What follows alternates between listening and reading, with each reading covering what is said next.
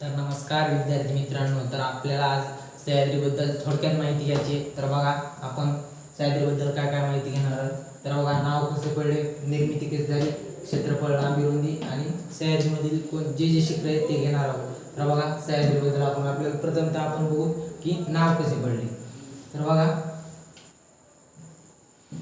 नाव कसे पडले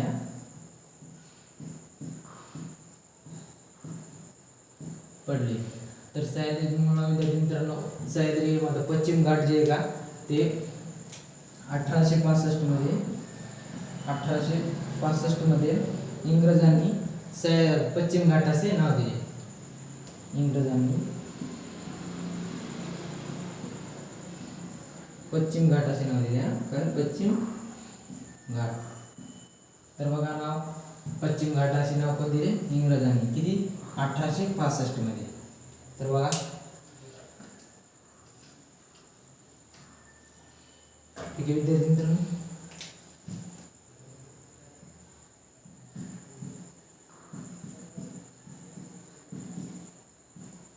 तर बघा निर्मिती कशी झाली विद्यार्थी मित्रांनो। तर सह्याद्रीची निर्मिती जी आहे ना, प्रस्तरभंग होऊन सह्याद्री पर्वताची निर्मिती झाली। प्रस्तरभंग होऊन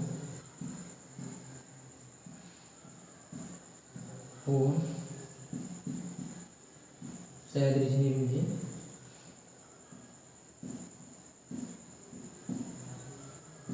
निर्मिती झालेली। ठीक,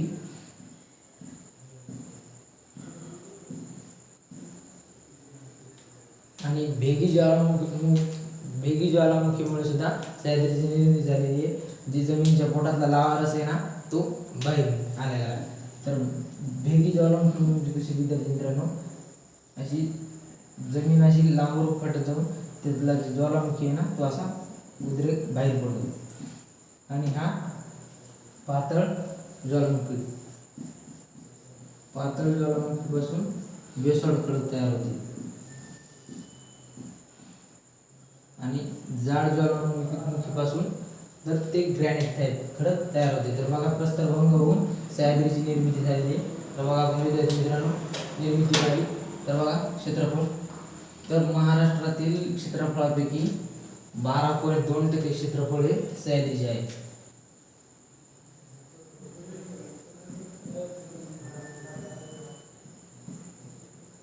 महाराष्ट्रातील क्षेत्रफळापैकी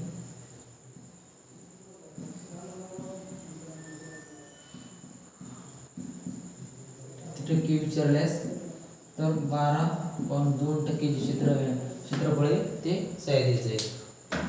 तर लांबी आणि रुंदी, तर विद्यार्थी मित्रांनो याच्यावर मला वाटते प्रश्न आलेले आहेत आणि इथून पुढे सुद्धा येतील। तर बघा विद्यार्थी मित्रांनो, तर सह्याद्री पर्वत कळव आपण,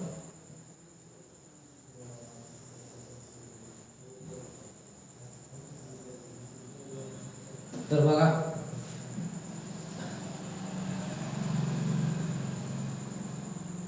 सह्याद्री पर्वताची जी उत्तर भागातली जी रुंदी आणि उंची प्रमाणात दक्षिण भागापेक्षा जास्त आहे।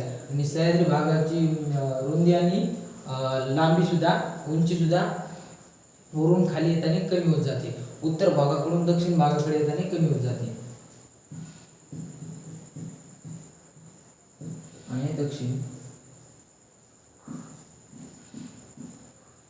कमी होत जाते। इथे तुम्हाला फसवलं जाऊ शकता, कमी होत जाते। तर याची आणि इथे किती आहे? 1200 मीटर, इथं 1300 मीटर, किती ही उंची। ठीक आहे, महाराष्ट्रातील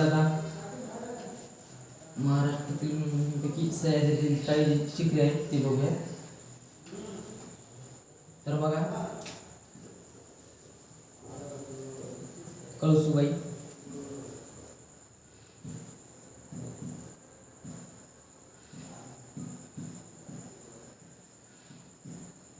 कळसुबाई 1646, 2-4 जे काही नेम आहेत ते बघूया।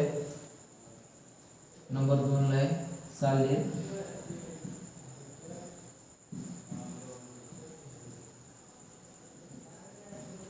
3 नंबरला आहे महाबळेश्वर,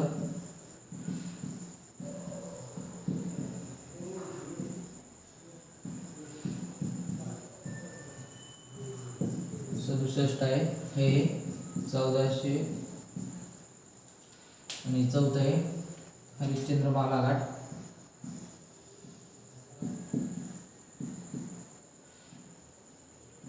हरिश्चंद्र आहे, ठीक आहे. तर याची 1424.